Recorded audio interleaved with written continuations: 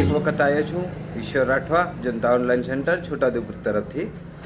આ વખતે હમણાં આવ્યું છે નવું અપડેટ છે કે જે રિપીટરવાળા જે ફરીથી પરીક્ષા આપીને આવ્યા છે એ લોકો વિદ્યાર્થીઓ અને જે લોકો બાકી રહી ગયા છે માટે કોલેજનું જે ફરીથી રેગ્યુલરમાં પ્રવેશ છે ફરીથી ચાલુ થયું છે. તો ખાસ ધ્યાન આપજો. તારીખ 5/7 થી 14/7 સુધી રજિસ્ટ્રેશન થાય છે.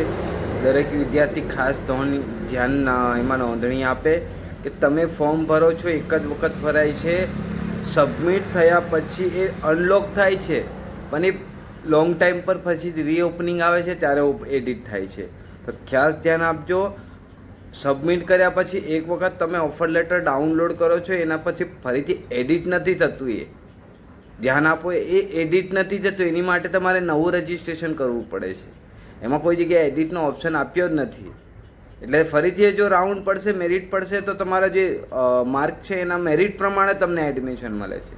એવું નથી કે તમે 50 માર્ક લાવ્યા છો એટલે તમારું એડમિશન પહેલાં થઈ જાય. એવું નથી. તમારું માર્ક પર્સન્ટેજ પ્રમાણે તમારું મેરિટ સેટ છે ને એ મેરિટ પ્રમાણે તમે જે કોલેજ સિલેક્ટ કરી છે એમાં તમને એડમિશન થાય. ઘણા વિદ્યાર્થીઓને મિસઅન્ડરસ્ટેન્ડિંગ છે કે મારા 50% છે, 40% છે તો મને મળી જ જવું જોઈએ. સોરી, પણ એમાં એવું છે ને કે તમારે એ મેરિટના સિનારીઓમાં તમારું નામ આવવું જોઈએ. હવે પછી એસટી કેટેગરીનું મેરિટ છે, પછી જનરલ કેટેગરીનું મેરિટ છે, મહિલાઓનું મેરિટ કે અલગ છે, પુરુષોનું છે, એ રીતે એમાં સિલેક્શન થાય છે. તો હવે ધ્યાન આપજો.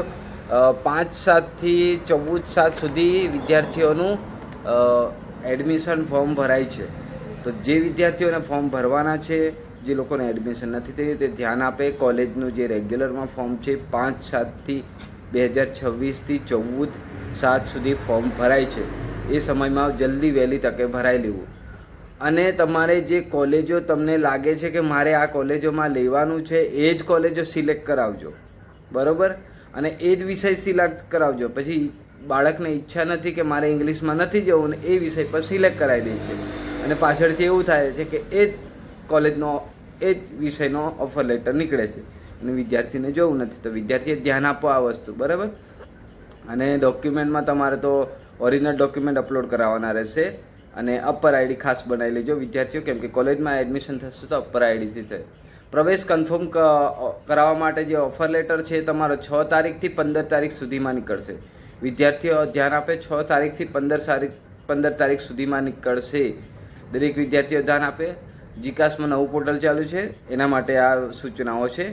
ઓકે, જે કોઈને ના ખબર પડી હોય તો મેં વોટ્સઅપમાં અને મારા સ્ટેટસમાં મૂકું છું, જોઈ લેજો. થેન્ક યુ, નમસ્કાર.